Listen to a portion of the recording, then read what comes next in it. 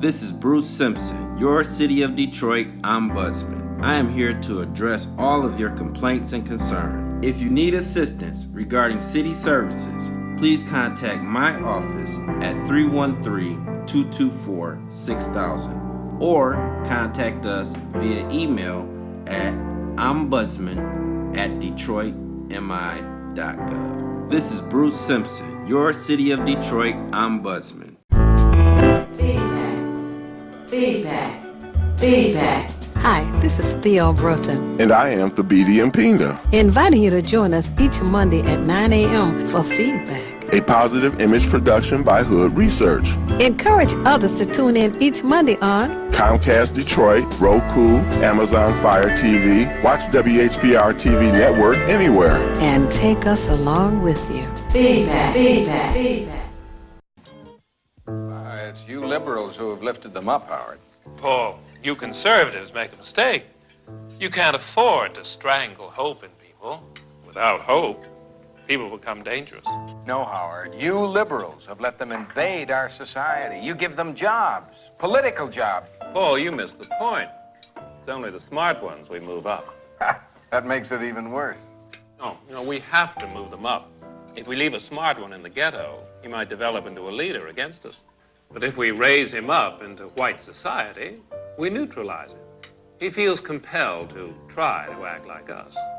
He loses his identity and his racial anger, if he has any. He becomes alien to his brothers. They realize he sold them out and they grow to hate him. He becomes worthless to them and safe for us. No, thank you. In fact, in his love for the creature comforts, except for his color, he's become one of us. We are all the way live right here at WHPR, WHBS. Thank you so much for tuning in. My name is Theo Broughton, co-founder of Hood Research. You're tuned into Feedback, a positive image production by Hood Research. We ask that you follow us on Twitter. I want to thank all of those of you who helped to sponsor this program. And for those of you who are considering, please make your check or money order out to Hood Research. But if you prefer, you can make it out to Watkins Broadcasting Company. We have no objection to that, but we do ask that you mail it to Hood Research. P.O. Box 4416, Detroit, Michigan 48204. Again, please mail it to Hood Research at P.O. Box 4416, Detroit, Michigan 48204. Thabiti. Yes, we want to welcome you to the program. I have shout-outs for Andrea, one of our viewers who loves our show, doesn't call in, but she loves all the information we impart. I want to say hello to Cheryl D., Ruth Ann, Jackie B., Gwen Renee, Brother Fred, Brother Shane. I also want to say happy birthday to my nephew, Imperial Rocky, also known as Taman, and to say a belated happy birthday to Detroit's own Barry Gordy, who just turned 90 years old a few days ago. And again, I always ask you to have pen, paper ready for valuable information you'll want to record. Absolutely. And I have a birthday shout-out as well for Nathan Hughes.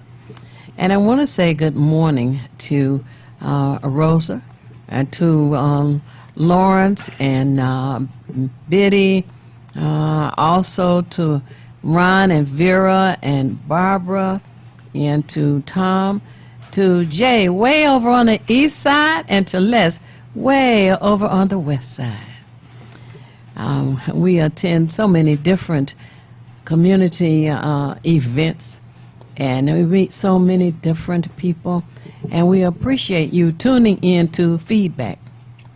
I want to let you know that Hood Research will be having its meeting on the second Saturday of this month, which is December the 14th. And we're going to have a celebration. We want you to be there and be a part of it. Also, there are just so many to try and remember Katrina and to Sarah and to Mary and to Tom and to George, and it's Don and Henry, and Rochelle. The list goes on, and thank you so much for tuning in. Let others know about this program that comes on weekly, 9 a.m. until 10:30. Right here, you can download us on your smartphone, Google us, and we ask that you also follow us on the Facebook in addition to the Twitter page. We want you to know that today we have a guest with us. As you know, it's either feast or famine, so today is a feast. And we have Mr. Al Martin with us this morning. Thank you so much for joining us. Theo, thank you so much for having me, inviting me to be here with you and your viewers. It's an honor. Thank you. Would you please tell our viewers, who is Al Martin? Well, Theo, I've had the enjoyable pleasure of working with public transportation in the city of Detroit since 1980. I've had the opportunity of managing the affairs of SMTA many years ago, which later became SMART. And then in 1994, I had the pleasure of managing the affairs of the Detroit Department of Transportation, DDOT. So transit has been a part of my life professionally for some time now. Oh, wow. Can you tell us, there was another group, SIMCOG. Can you tell us something about those two prior to getting, well, we got SMART now, but the two before SMART? Certainly. SIMCOG, Theo, and to your viewers, SIMCOG is our metropolitan planning organization. SIMCOG has a responsibility of the planning that takes place, receiving federal and state funds to make sure that planning for the 7-county region of southeastern Michigan takes place effectively. 7 counties? 7 counties, those 7 counties, I'm going to try to remember all of them, but those 7 counties are Wayne, Oakland, Macomb, Washtenaw, Livingston, Monroe, and St. Clair. So it goes as far north, St. Clair and Port Huron, Oh, wow. and as far south is Washtenaw County and Ann Arbor. So it's a very large, as a matter of fact, the population of the SIMCOG region is approximately half the population of our state. Wow. That's what, about 5 million people? We have 10 million in this state? That's That's about 5 million. Whoa. So is it Wayne County that goes all the way down to the border where Ohio is, or is there another county in between Wayne and That's Monroe. Monroe County? That's Okay. Monroe. Now, Wayne County Minnesota. goes all the way down to Monroe. Monroe goes all the way down to the Ohio border. Oh, okay. Wow. Now, SIMCOG stands for Southeastern Michigan what? Council of Governments. Council of Governments. Is that what you would call an authority or something else? And no, it's something else. SIMCOG is not an authority under the definition, the legal definition of authorities. Okay. It is a council of governments that has representatives from those 7 counties that make up the SIMCOG region, participating in the decision-making process for those 7 counties. Excuse me, and they are all a part of the SIMCOG Council of Governments. Okay. They are currently still active, and do they meet on a annual, monthly, semi basis? You know, they are still very active, and the meetings are monthly meetings. Okay. Open to the public, Yes. right? Yes. Do they take place in the same location? Do they rotate? They usually will have the majority of their meetings in the SIMCOG offices downtown Detroit, but Oh. they do go out periodically to each of the counties with their regular meetings. Oh, They okay. do rotate. Now, what do the meetings involve? Are they political, economic? Do they cover a broad range of things? They cover a broad range of things. Okay. Transportation is one of them.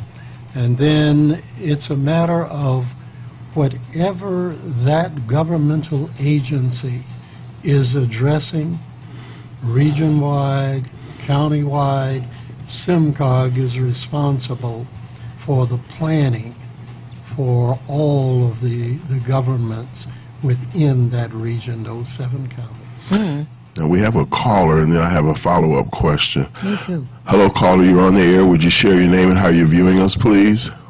Oh, yeah, I have on my Fire Stick, but your guest, it's hard. I can't hear him. His voice is really, really low. I can Oh, hear him thank on you. the phone, but on my TV, I can't hear him. Okay. Barely can hear him. So probably want to get closer to the mic. I certainly will, caller. Thank you very much. Is that better? We So need my a director. question is,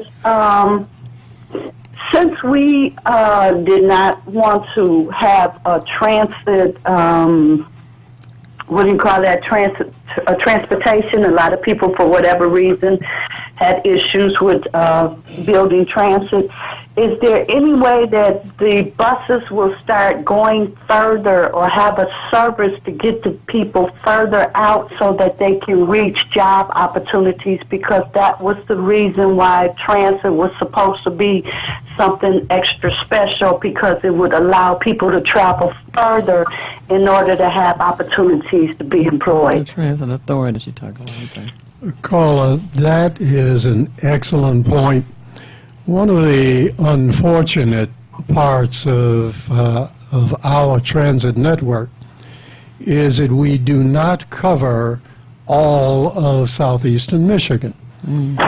Now, Detroit covers some of the area outside of the city, but not an awful lot of it. SMART does cover suburban transit, and it does provide some routes into the city of Detroit. But to have a thoroughly coordinated network, that has to be worked out. And you are right on point. We need a mass transit system that travels to all of the major employment centers, major training and educational centers, and the major centers of commerce and activity. Thank you for taking my call. I was just wondering if maybe in the future we can do something to help those who are in need of that type of transportation. It is my hope that the plan that is worked out with our transit agencies, DDOT, SMART, and ARBA Transit, under the Regional Transportation Authority guidance, will provide the kind of coordination that you speak of and that we need and deserve in this metropolitan area. Yes, thank you so much for taking my call. Appreciate it. Thank you for calling.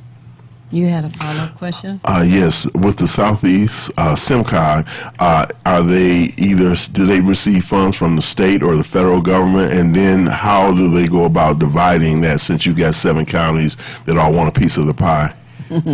They receive they receive funds from the state as well as the federal government. Now, many of those grants that they receive have specific direction. Some of it is to go directly to SMART. Some of it is to go directly to DDOT, to Ann Arbor. Also, some of it goes to the DTC, which is a Detroit People Mover. Okay. But then there are other grants, discretionary grants, that come in from the feds and from the state to SIMCOG, and the body of SIMCOG has the opportunity of distributing those funds based on the need that is required throughout the region.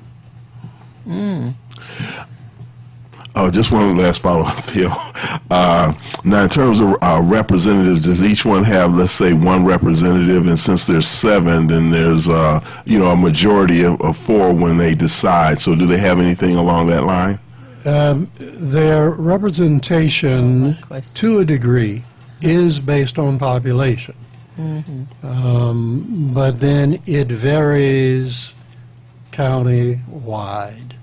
So you would have maybe a larger representation from Wayne, Oakland, and Macomb than you would around from the other 4, because of the concentration of the population. That's what I was going to ask before the meeting stole my question. What is the board consistent of? Is it restricted to 7 board members? No, it is not. The SIMCOG General Assembly, Theo, has a large representation. They have rural representation, urban, suburban, and city representation. Oh, okay. So it is representative of the entire 7-county region. Oh, okay.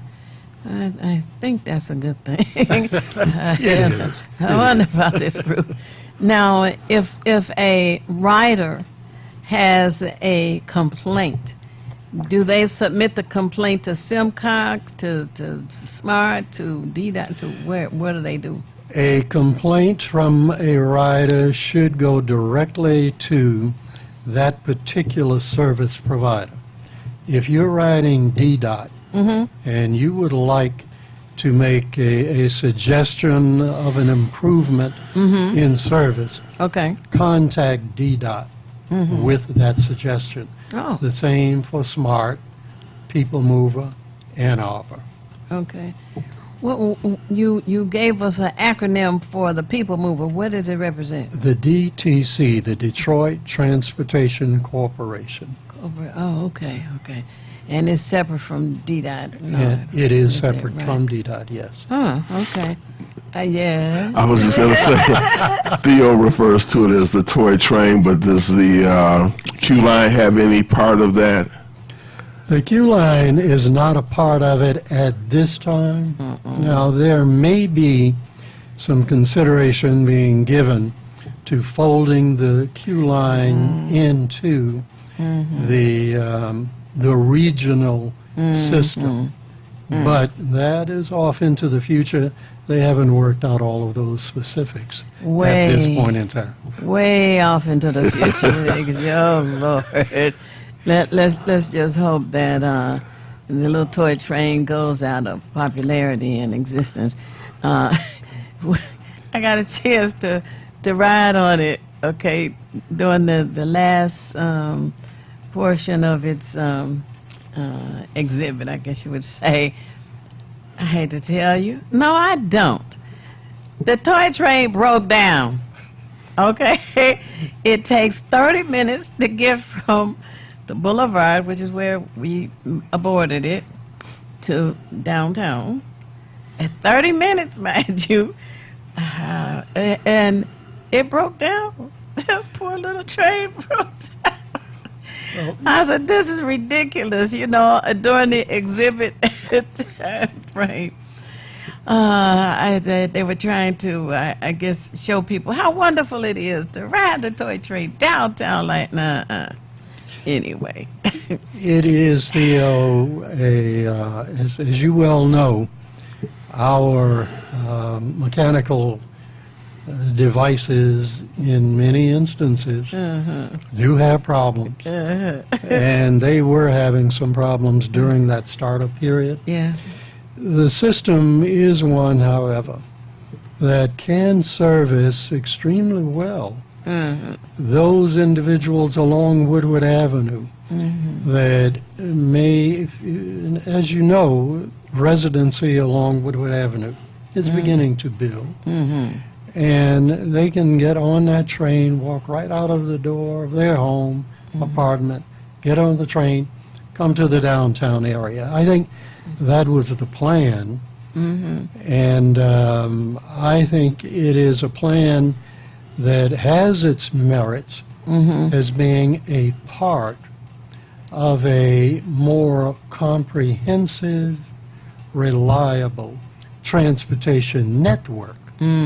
Now, remember, years ago, and this goes back to the administration of Mayor Coleman Young, there were plans to have light rail along the major corridors spreading out from the downtown area. Gratiot, Grand River, Woodward, Michigan Avenue,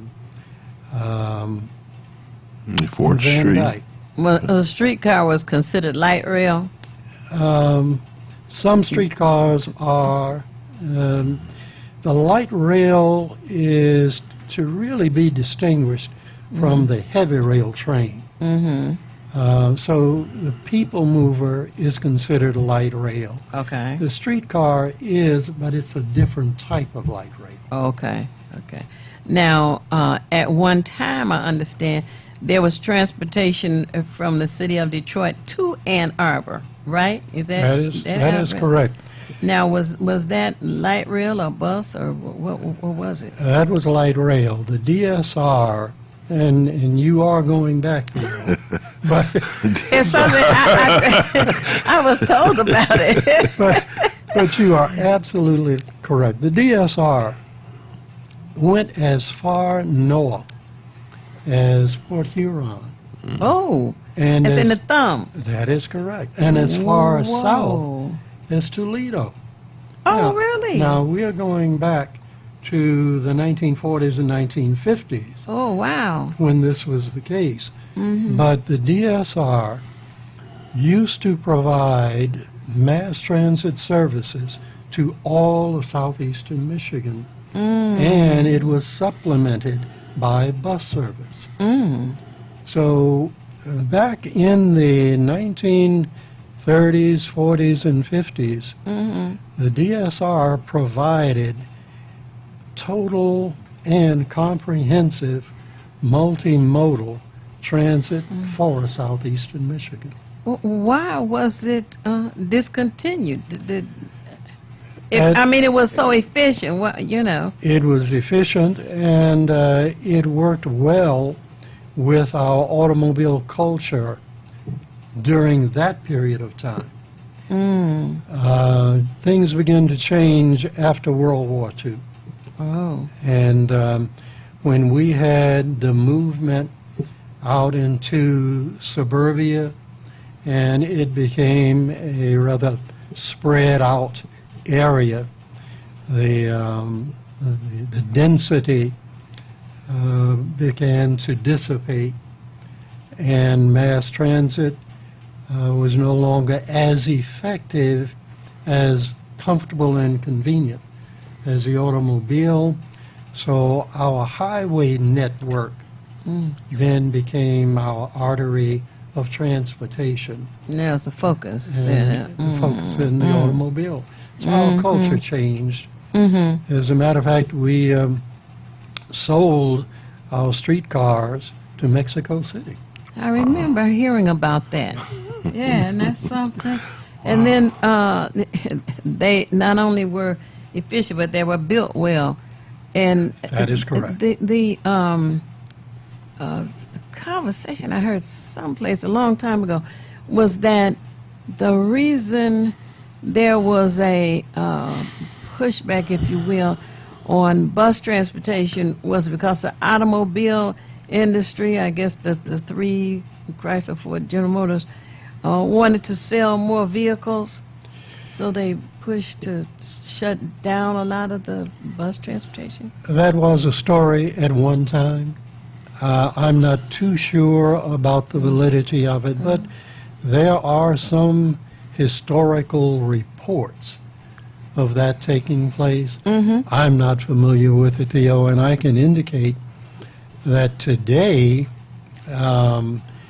And you get support from the big three for mass transit in metropolitan Detroit. Now, going back a few years, going back to the 1980s, 70s, 80s, and the early 1990s, General Motors was manufacturing buses.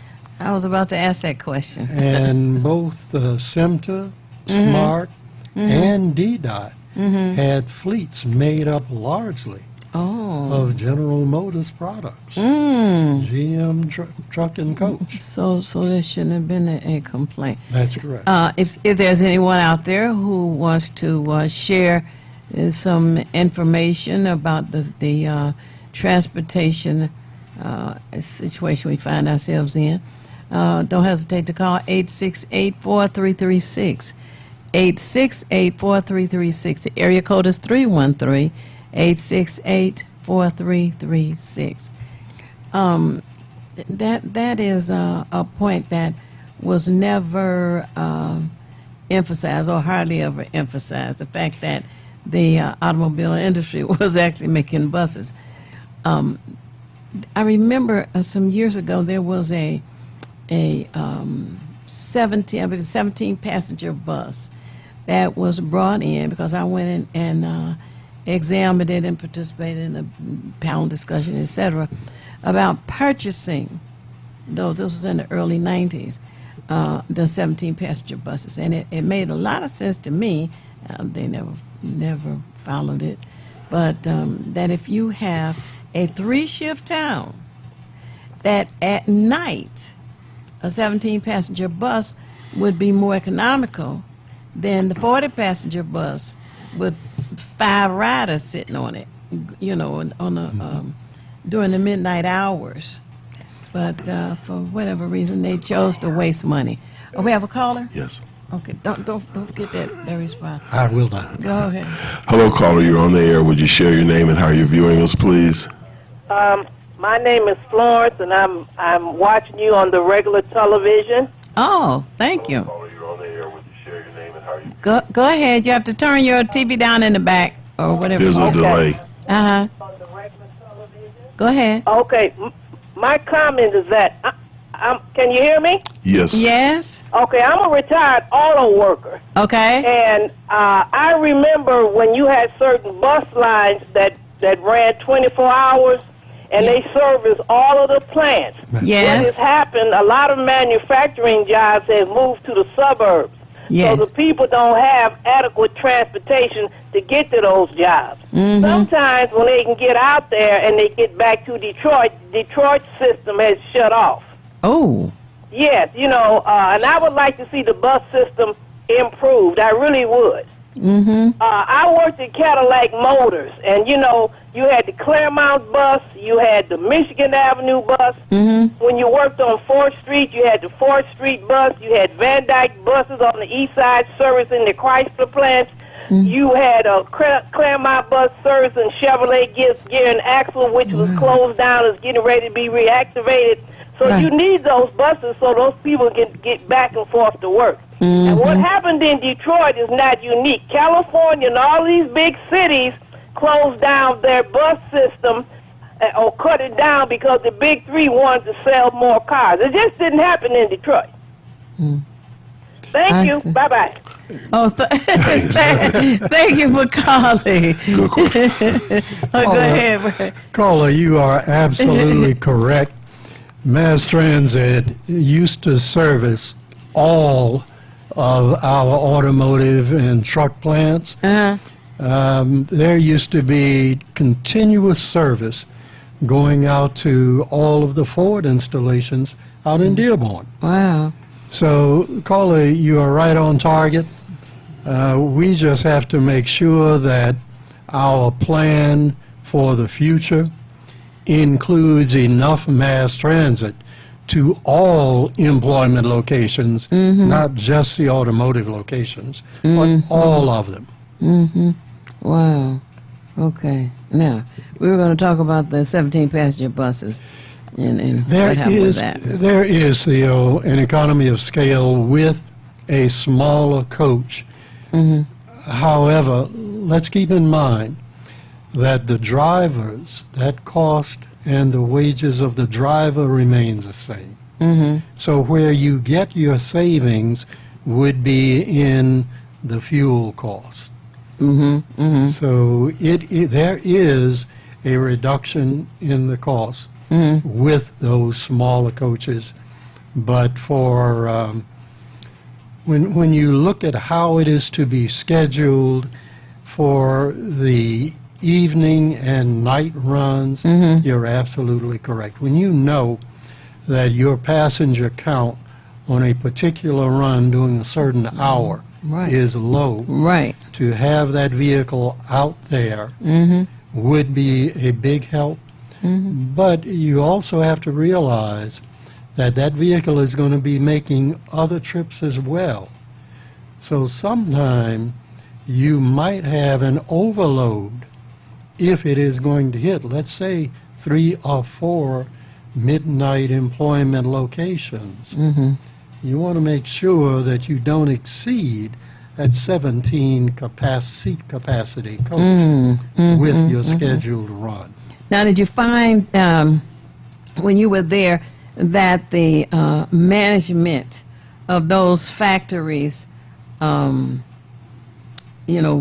work with you if that were to happen, where you could reduce the size of the coach? Oh yes. Do you find that they would talk to you and talk about the efficiency and the numbers, et cetera? Yes, they would. It would be a matter of working with that employer, getting the appropriate numbers, and yes, they were very cooperative because they realized that getting their employees to work reliably on time was something that helped their production. Good point. So yes, they were very cooperative in sharing information. Right. And if you two want to call and join in this conversation, please dial area code 313-868-4336. Again, 313-868-4336. I've got a couple of questions. One about, because now you're involved with DDOT, am I correct? I am retired. Okay. Okay. I was with DDOT, that's correct. You can shed a little insight on, there have been complaints of, number one, efficiency, people who would complain, let's say, during the day when they're trying to get to school, work, etc., that the buses were not efficient time-wise. I don't know if that's been improved. And also the safety and the cleanliness of those vehicles as well. This is something that we hear quite consistently over the years. But let me just say this, and not only DDOT, but for DDOT, the People Mover, as well as SMART, I have found that you are working with a large number of transit professionals. They care for that product that they put out on the street. They work diligently to make sure that it is clean, to make sure that they are operating on time. Now, there are occasions when we all might have a bad day. But by and large, and I'm going to say the majority of that service, particularly DDOT, DDOT has a soft part in my heart, special place in my heart. I spent almost 8 years there. And even when I was with SMTA, I had a responsibility back then to Mayor Young and to DDOT. And I can tell you that you have a majority of the workers are transit professionals that really want to make sure that they provide quality, reliable service to the citizens of the city of Detroit. Now, we do have a problem in metropolitan Detroit, unlike the rest of the country with large cities in this country. And that is our local financial contribution to mass transit is nowhere what it should be. Okay. We don't contribute locally to mass transit, the same amount of money that is contributed in cities like Cleveland, Chicago. You mean Nothing like tax-wise New or York. ridership? And I mean tax-wise, Tax- the ridership Tax- would go up if we had more service on the street.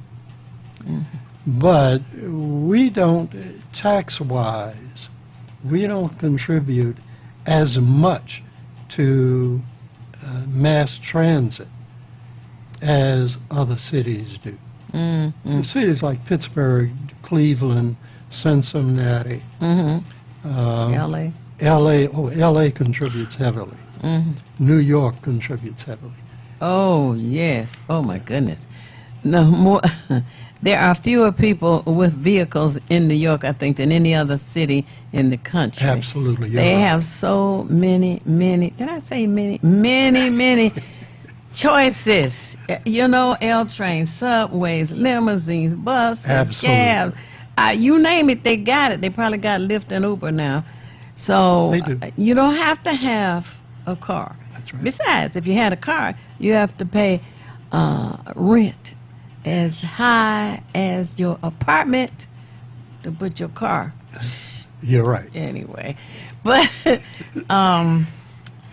have there been any illegal reports for SimCog? I wanted to finish that and then go to SIMTA. Go ahead. I am not aware of any. Now, keep in mind, I've been retired now for over 5 to 7 years. Wow. But, so I'm not familiar with any issues. illegal activities at this point. Okay. Now they do have to adhere to the Open Meetings Act. So Oh, yes, if they do. anybody in the community wanted to go, then they could attend the meetings. Absolutely. Okay. Now SIMTA, and there were some issues with SIMTA. Can you tell us? What's that SIMTA stand for? You're right. SIMTA stands for Southeastern Michigan Transportation Authority. Oh, there's that word authority. I gotta tell you all who've tuned in now, the word authority, the definition in my dictionary is a private group of people who take your public tax dollars and give them to their personal friends. That's the definition of authority. Okay. Well, Theo, that's why I said it that way, because I know that's the way you think of it. I don't agree with your definition, but I know you believe. Yes, definitely. Okay, go ahead. SIMTA was created in 1967, along with SimCog. And Was that in response to the rebellion? I think it probably had something to do with it, yes. They keep Yeah. them people out of our suburban neighborhoods. Okay, I'm sorry. Well, I don't. I'll just say I think it had something to do with it. Yes. you're right.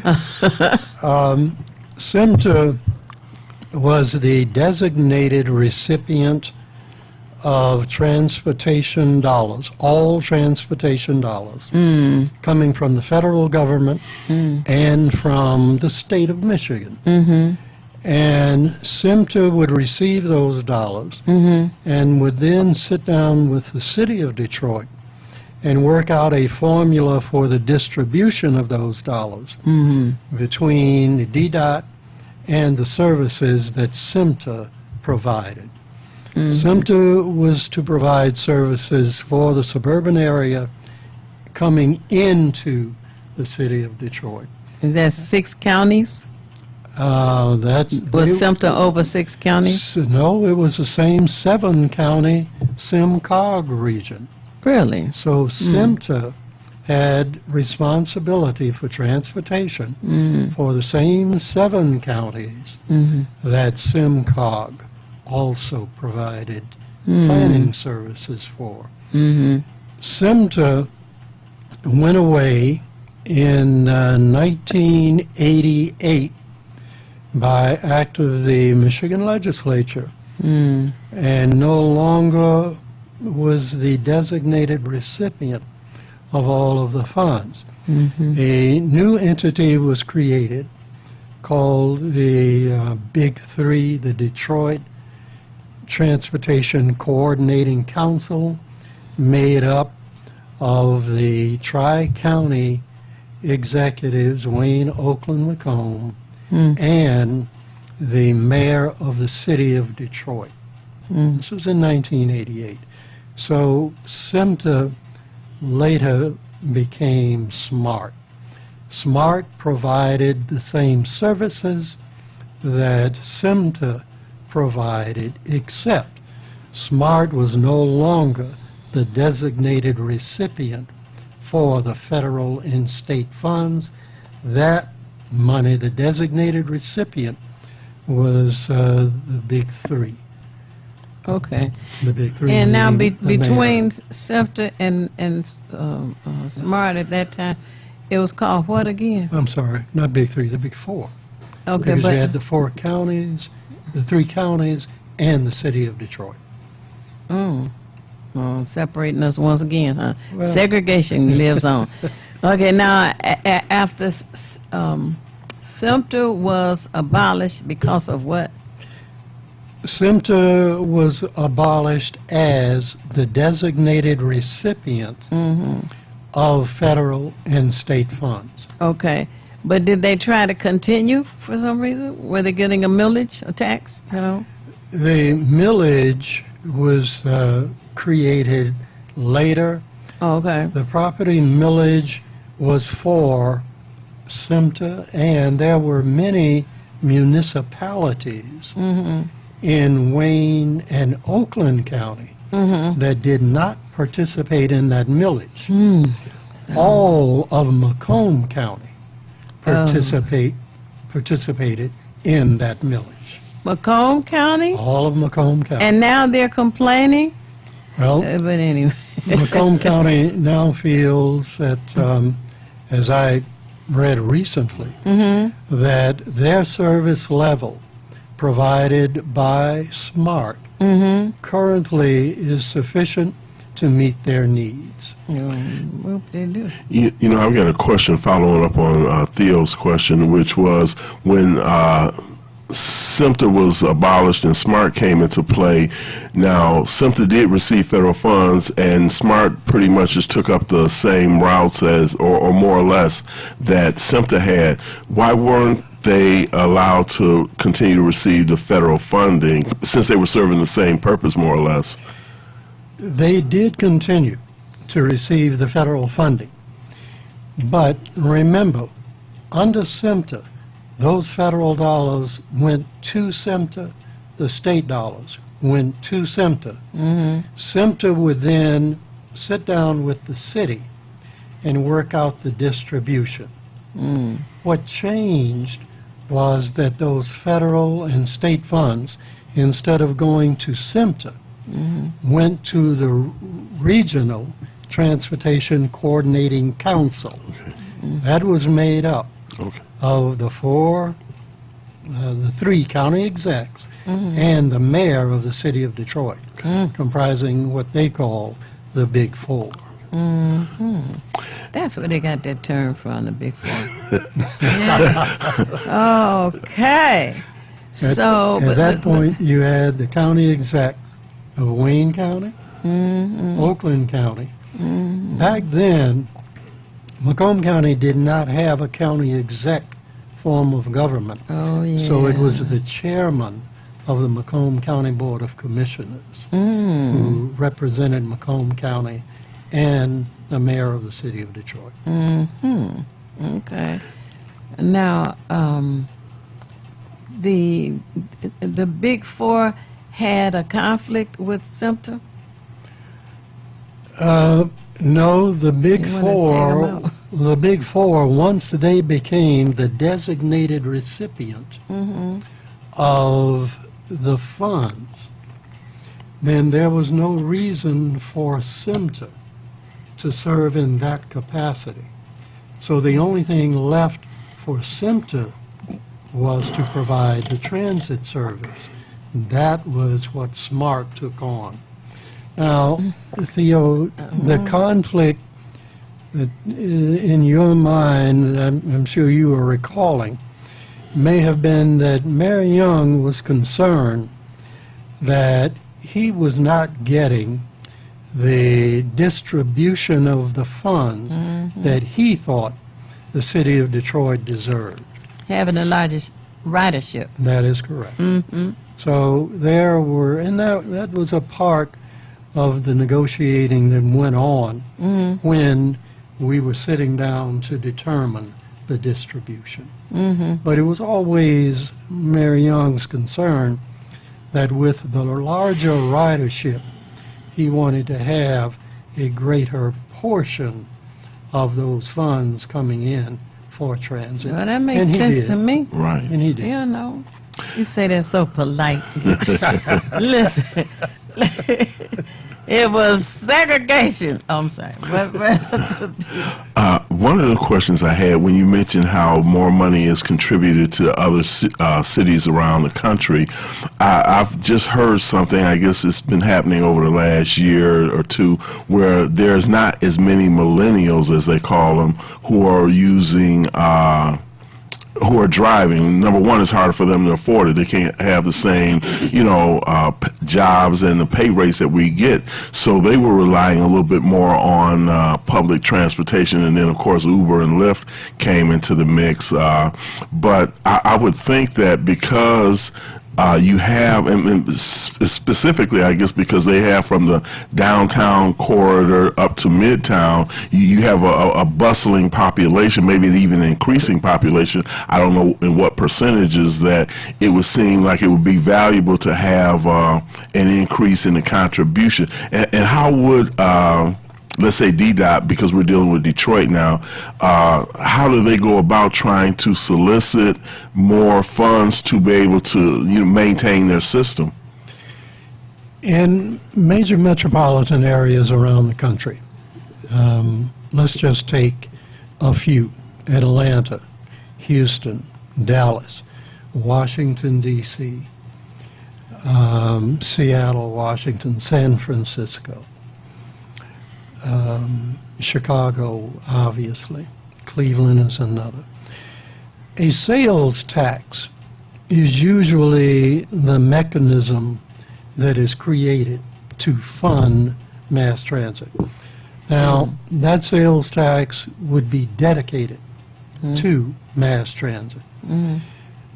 Major metropolitan areas are using that. We are not using that at this point in time in metropolitan Detroit. The property millage, the property tax, is what SMART has been using. DDOT relies on the city general fund. So there is a heavy contribution from the general fund for the operation of DDOT. SMART of course, relies on that property millage from those municipalities that have agreed to participate. And that supplements the federal dollars that we get and the state dollars. Now, the federal government contributes heavily for capital expenses. There is no operating money. There are some instances where they will allow you to take some of your capital, a small percentage of it, and use it for operating maintenance of vehicles. But as a whole, the federal government will say, we are not in the operating subsidy business, but they will contribute heavily to the capital, the acquisition of buses, and trains in some instances. Well, we have, what, about a minute or two? Actually, about 3 minutes. Top of the, Yeah, because you're about 4 minutes ahead. Okay. I was going to ask, I noticed when I passed by, I believe it's in the Schaefer-Linden area, I believe they've closed that terminal. I guess they did bus repairs there. What about the one, I believe it's on Shoemaker and St. Jean, or within that area? I wish I could tell you. As I said, I have not been as involved as I once was. Yes. I can say to you, though, that the Schaefer location has been closed down for some time. Now, if you remember, there was a fire over there Oh, okay. some time ago. Wow. So that has been closed down, but I do know that there are plans to try to get all of the DDOT facilities up and operating. Once again, it's going to require capital. We're not going to be able to put the kind of service out on the street that this metropolitan area deserves until we get the dollars to do it. Well, we have to do that. There's a concern about that. Last Tuesday was supposed to have been the last day for the Detroit City Council to meet until January 2020. However, this morning I heard on a news station that there's supposed to be a vote taken today, mind you, December the 2nd. They ended last Tuesday till January. And the vote is supposed to be on whether or not Dan Gilbert gets to construct the 19-story building on the property where J.L. Hudson was located. And this is the property we've been hearing where he gets to collect, mind you, not just rent and have businesses on the first floor, but collect the taxes, all taxes generated on that site, go in his pocket. Anyway, that vote is supposed to be taken today. I think that's interesting. If the council ended last Tuesday, that they're going to meet today. Either that or the news program made a mistake. Things that make you go, The numbers here, 313-868-4336. Again, 868-4336. We're going to take a station ID, and we shall be back momentarily.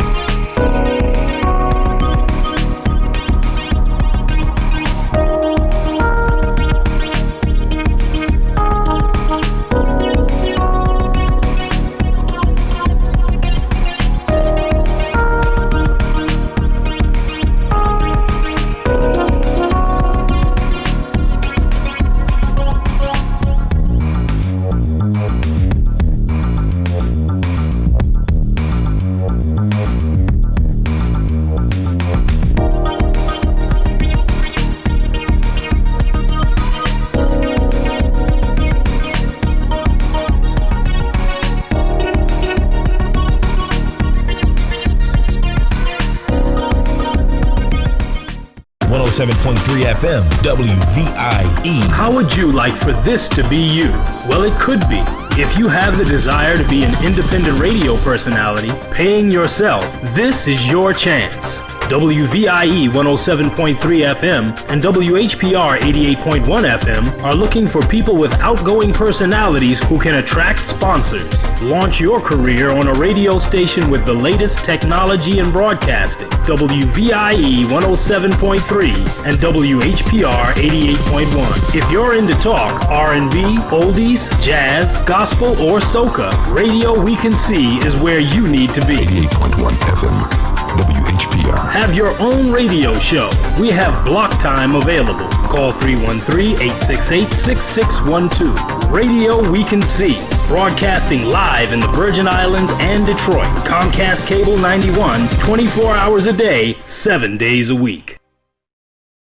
Hi, this is LaWanda. This is R.J. Watkins. Coming to you to bring you some information about the #1 detox in the nation, Lemon Burn. Lemon Burn helps to turn the fat into fit. It's for you, a happier, healthier you. Because you know healthy is the new beautiful. An all-natural way to improve your health. It promotes a healthy digestive system, attacks and reduces belly fat, as well as gives you energy. Need to get yours today. Call 313-868-6612. Don't forget to exercise and eat right. You can have your own party on TV. Party with R.J. Watkins and the TV33 family when you hold your own Facebook watch party. Connect all your friends with our friends, and we can have a watch party together.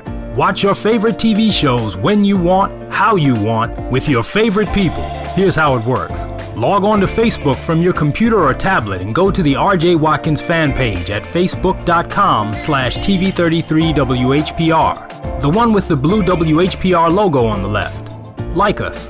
Click the word videos with the red tag that says live next to it. Then click the share button at the bottom of the video player and select start a watch party.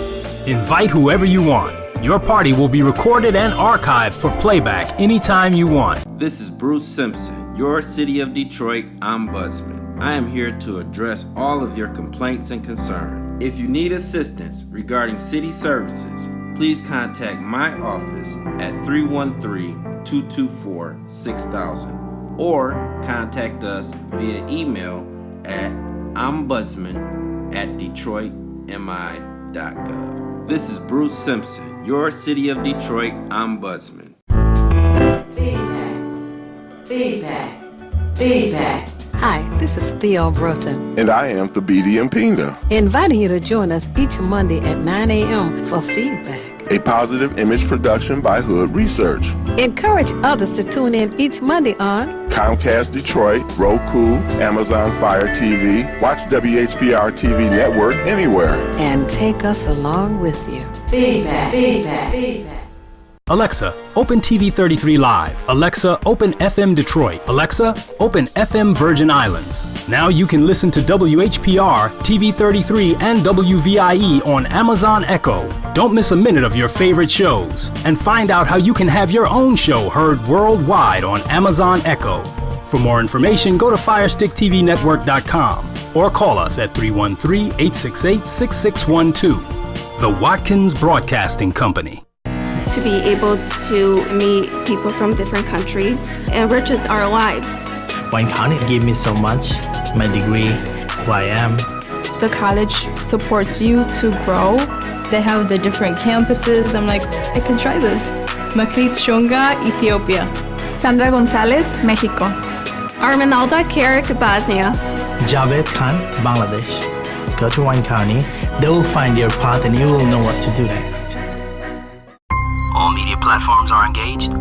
Copy. Get ready to launch your show or product. Periscope ready. We're 5x5 ready to launch. Copy that. Trend worldwide across all major platforms. Ignition. 3, 2, 1. The world is waiting. Watkins Broadcasting. More than just TV. Now you can watch WHPR TV33 on Fire Stick. Catch all of your favorites. Stay informed. Don't miss a minute of your favorite talk shows.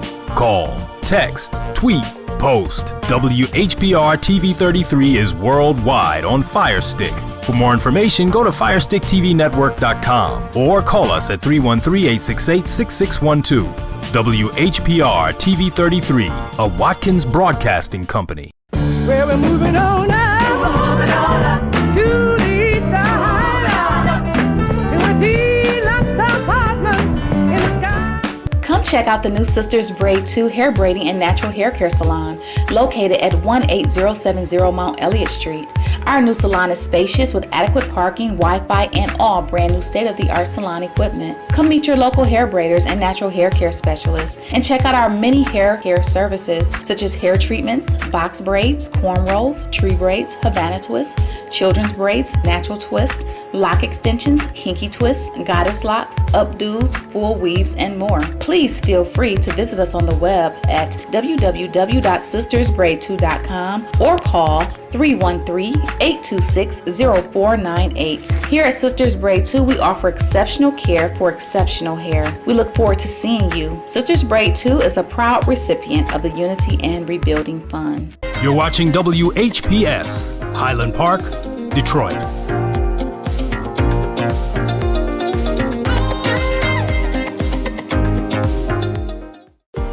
The views and opinions expressed on the following show are not necessarily the views and opinions of WHPS, its affiliates, management, or sponsors.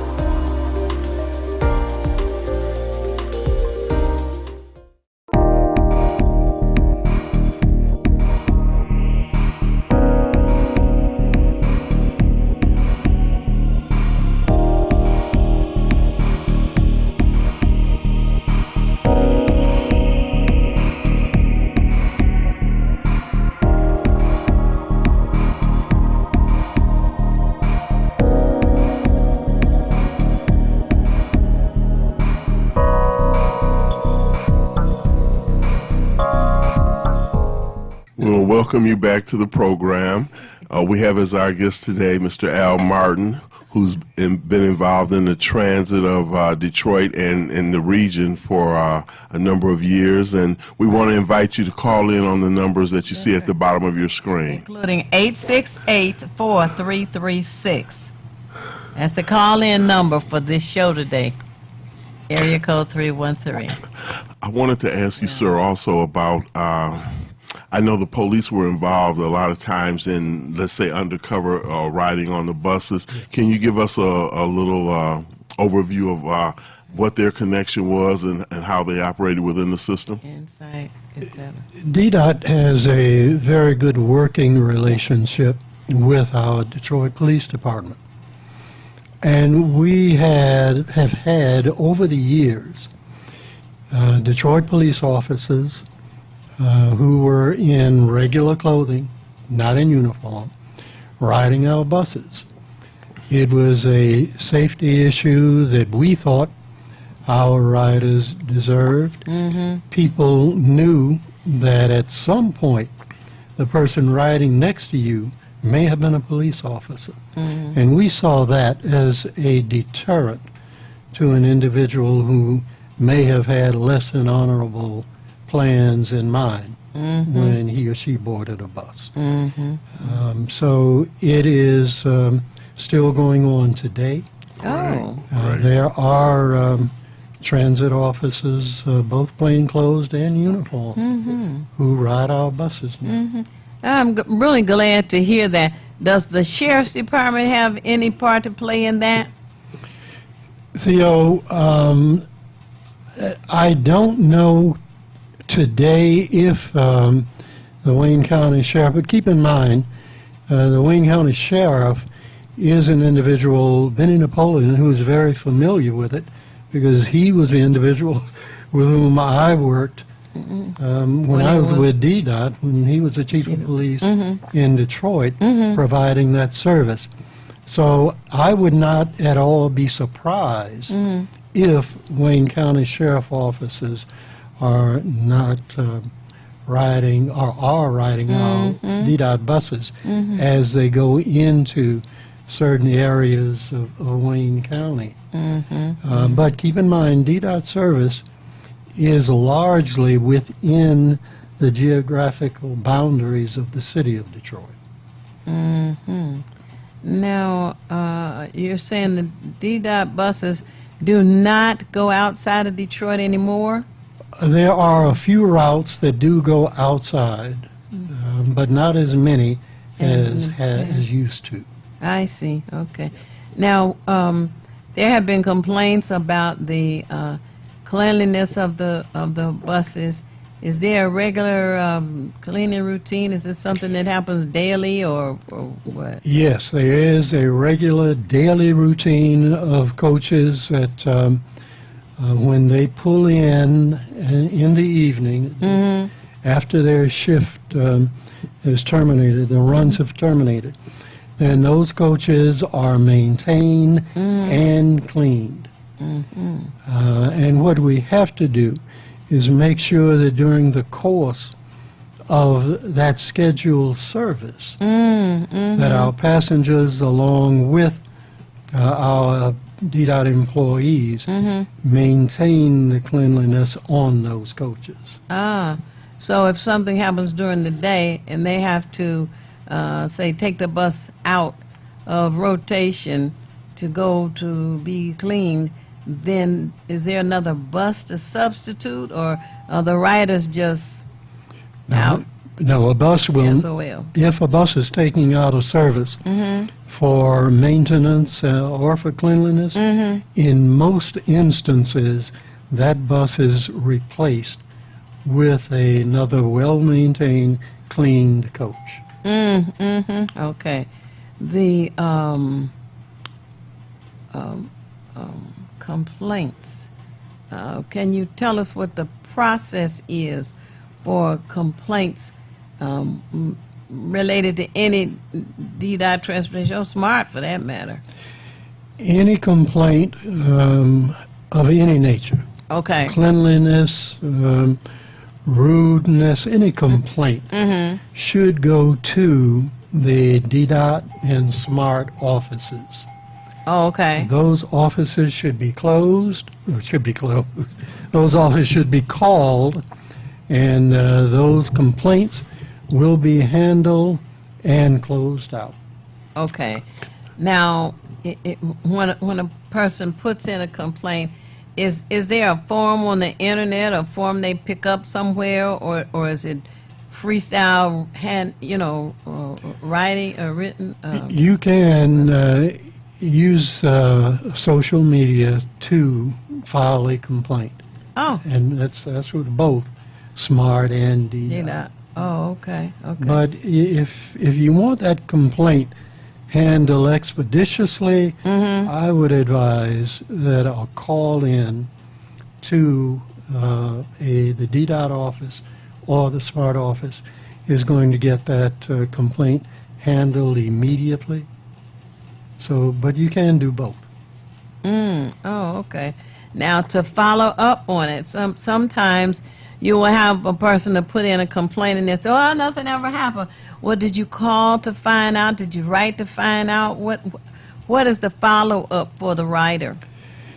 Well, the rider, if there is no follow-up immediately, the rider should just make a subsequent call and let those people who take the complaints know that they had called in previously with a complaint.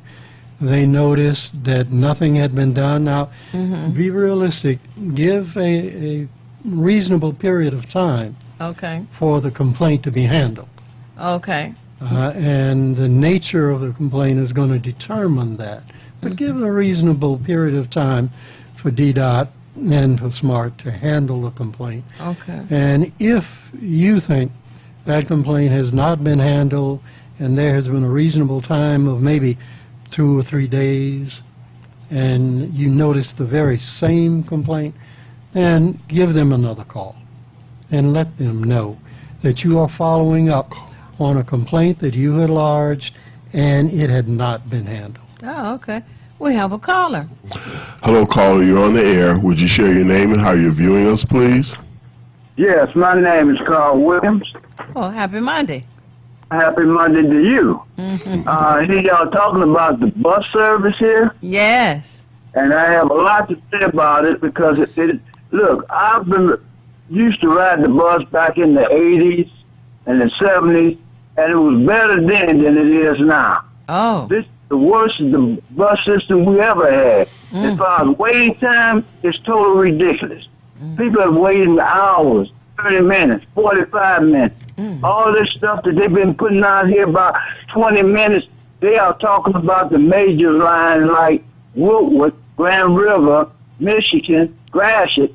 Yeah, they run all right, but the intermediate routes, Connors, oh, please. It's ridiculous. You be out there an hour and a half. I waited as long as 2 hours waiting for the bus. Wow. It don't make no sense because the charter designates this as one of the mayor's basic responsibility. In the charter, he's responsible for service. And he's doing everything else but his job. We need to, look, this service is totally ridiculous. It's totally ridiculous. Okay, now I ain't talking about because I run it once or twice. I've been riding the bus here lately for the last 2-3 months. And it hasn't gotten any better. I've sent 2 complaints in. Sent one to D and one to the mayor. You sent one to where and the mayor? Yet, and the bus service haven't changed. You sent it to the mayor and where else? To the director of the transportation department. Is that state or city? Transportation department. Is that the city, county, or state? Should be the city. City. Okay. Mr. Williams, you have raised a very valid point.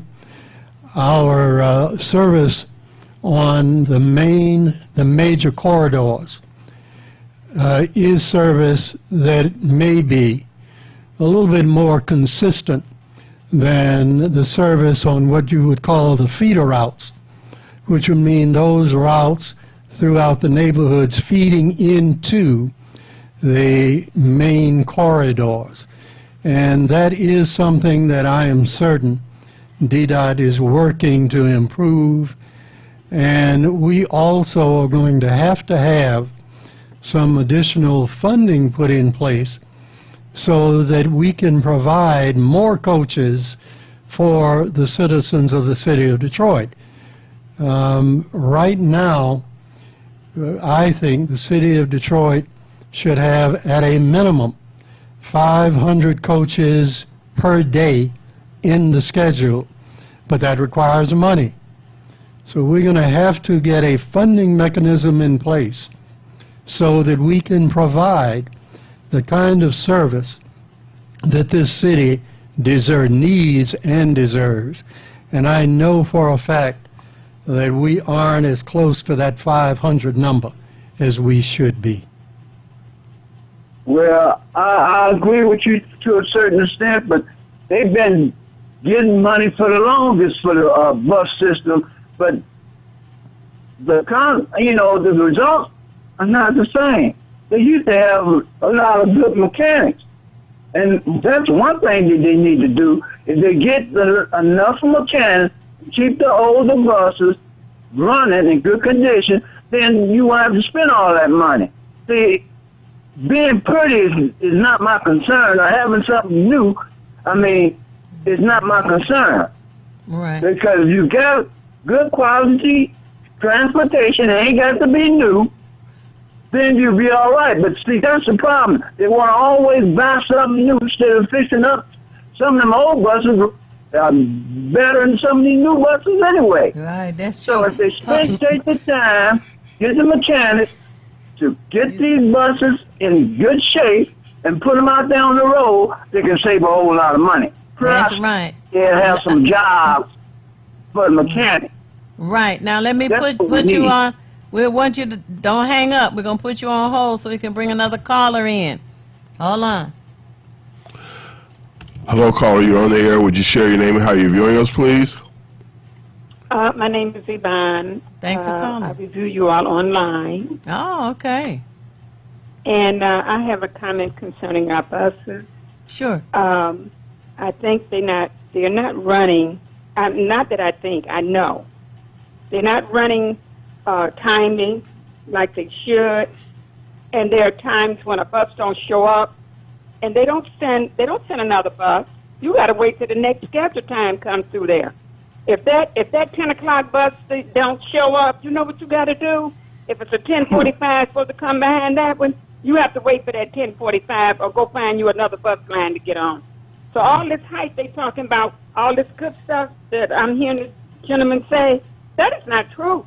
And you get out there and you ask some riders that's standing out there and standing in the street, looking up and down the street, waiting for a D-Dot. Well, that's what's really happening. So they can get on there and say anything they want to say, try to make it look good, try to make it look pretty, but it ain't nowhere like that. Get out there and there's some people standing at that bus stop. Thanks for taking my call. Thank you. Okay. Carl, are you back?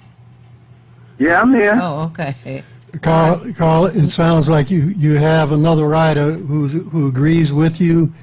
And let me just say that I know that the DDOT administration and all of the workers are committed to improving the service that they put out on the streets.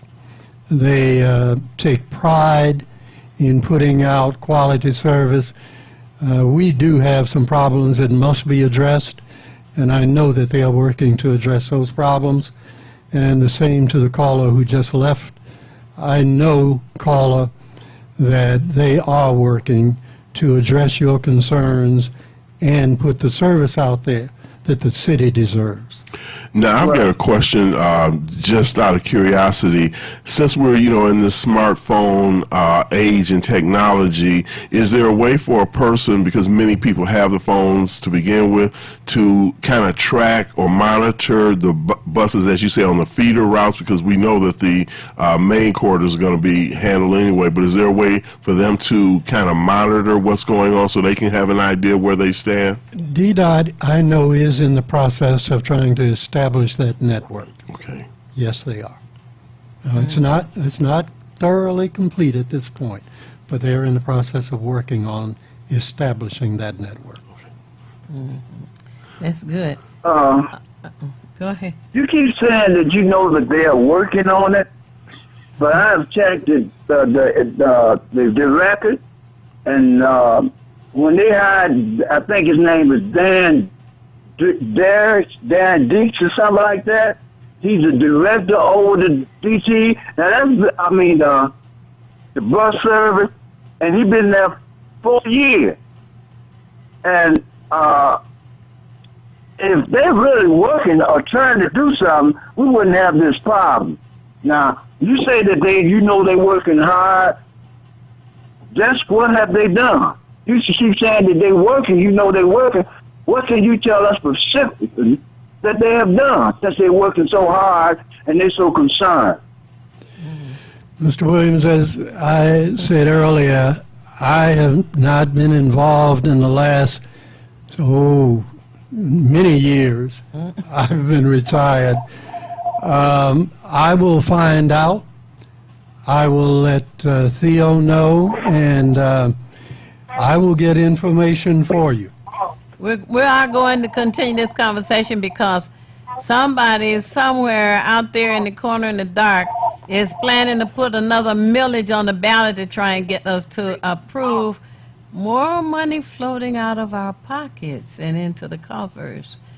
What I would like to know is, one, have you thought about, or has anybody asked about the Inspector General receiving a complaint since DDOT is under the city?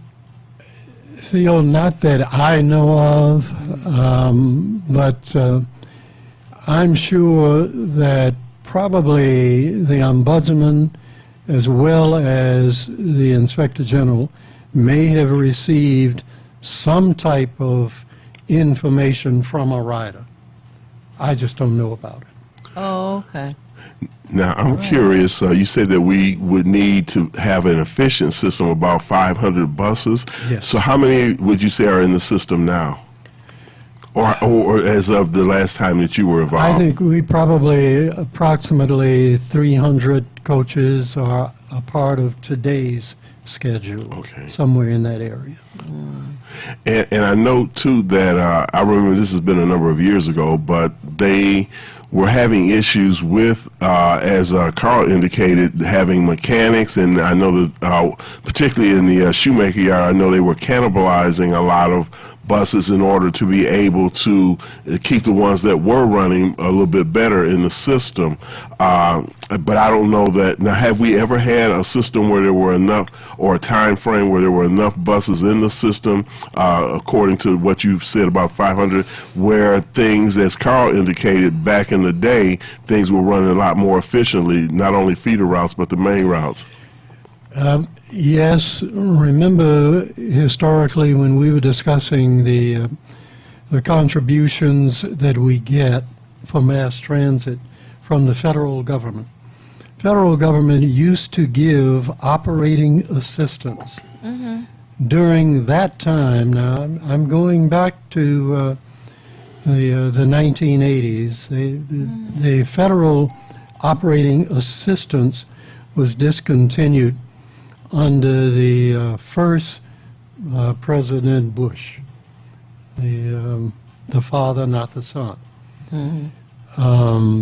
And what he did was to take operating assistance and give all of that money over for capital. Well, for cities and metropolitan areas that had a sales tax or a local taxing mechanism for the funding of their transit, that was fine. They needed the capital, so they had no problem. But for the city of Detroit, metropolitan Detroit, we did not have in place a local tax for mass transit. So we relied heavily on that federal operating assistance. Back in that time, we had the operating assistance to put more coaches out.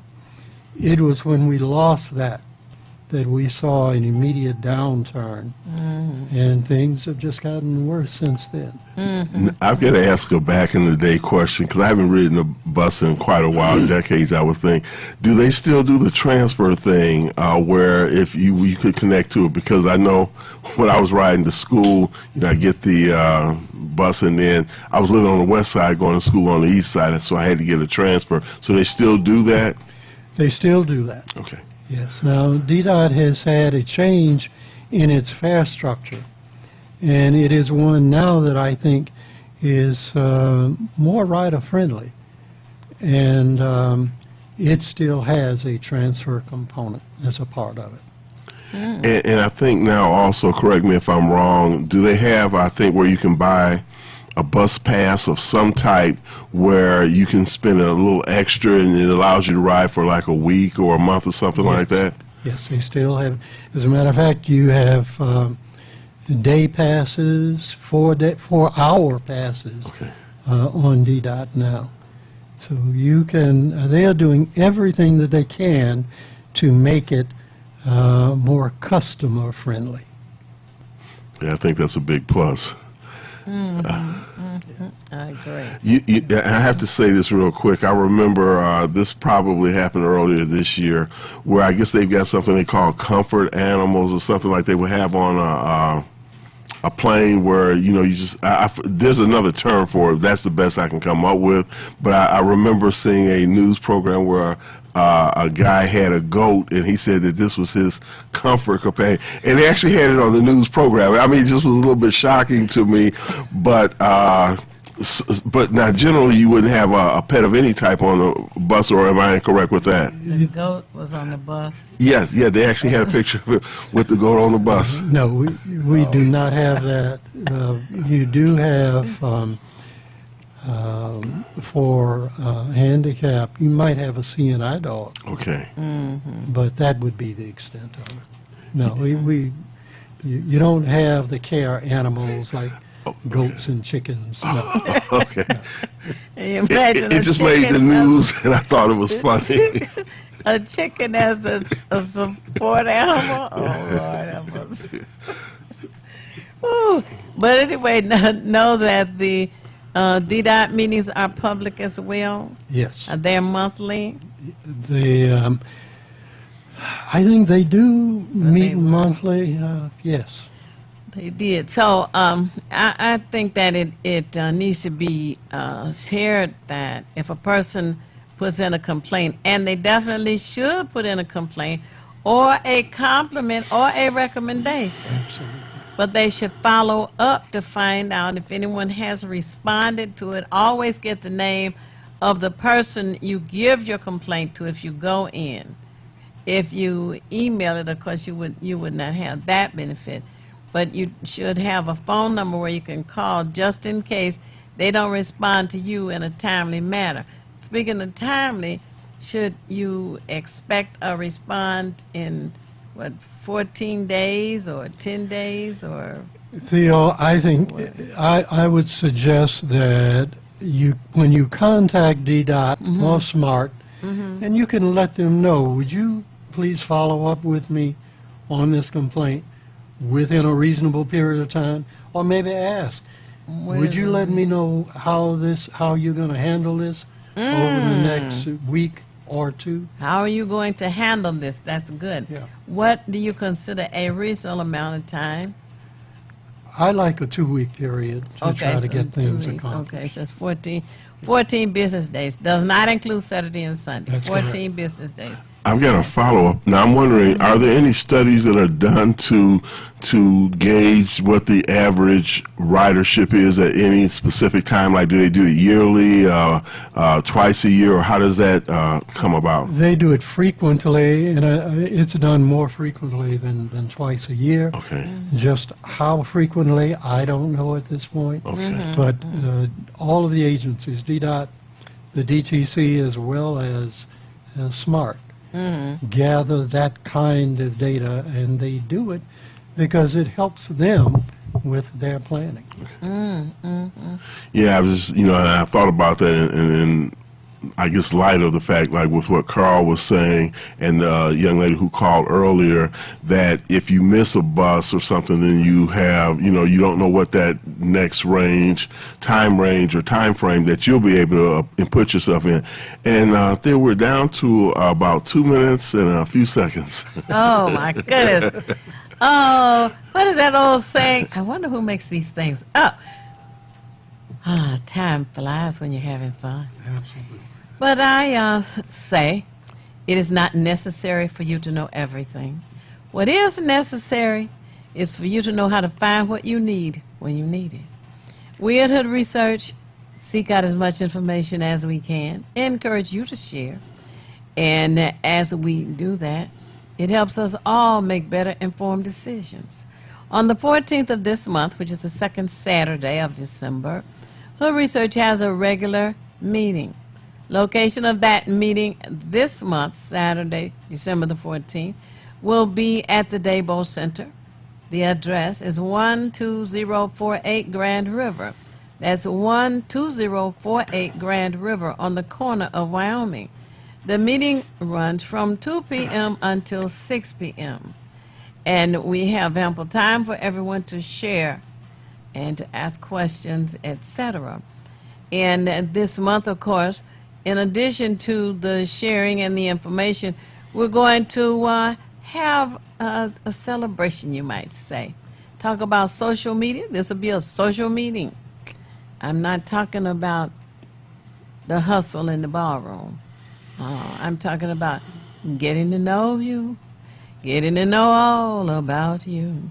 Anyway, the telephone number for Hood Research is area code 248-234-2371. Again, 248-234-2371. Follow us on Twitter and the BD. And you heard that melodic voice of Theo just now, and maybe we can coax her into singing during this getting to know you time frame. And as I always say at the end of the program, if you want to be nothing, do nothing. But the only problem with doing nothing is you never know when you're finished. I want to thank you, Al Martin, for joining us this morning and sharing all the valuable information. And we're looking up. Things are. We're looking for a follow-up on our bus issues and the status that we're going to review and talk about at that time. Theo, it has been a pleasure for me to be here with you and with your audience this morning. Thank you so much. You're welcome. Tune in again next week. Let us know what you found on Twitter. Peace. Thank you.